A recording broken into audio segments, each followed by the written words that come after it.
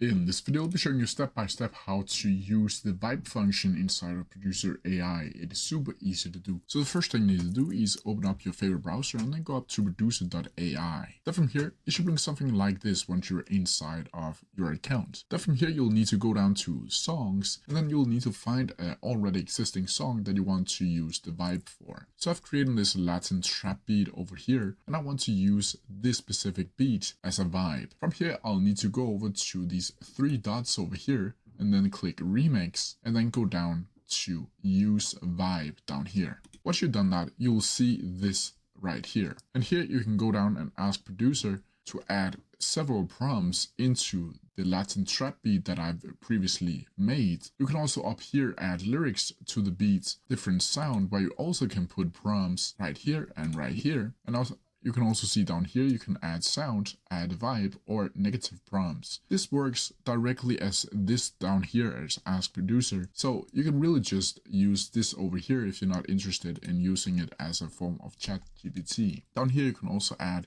the dynamics, or you can add lyric strength and weirdness to the beat. And you can add if it should be in a specific key, BPM, length, seed, and change the model if you want to do that. From here, you can also use the advantage and go down to details where you can add a title to the beat.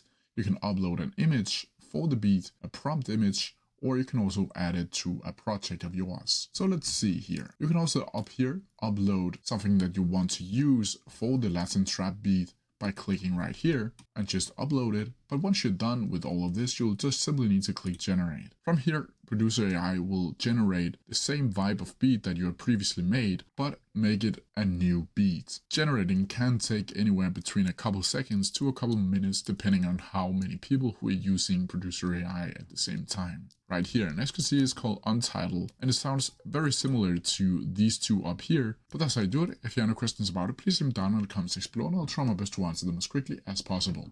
See ya!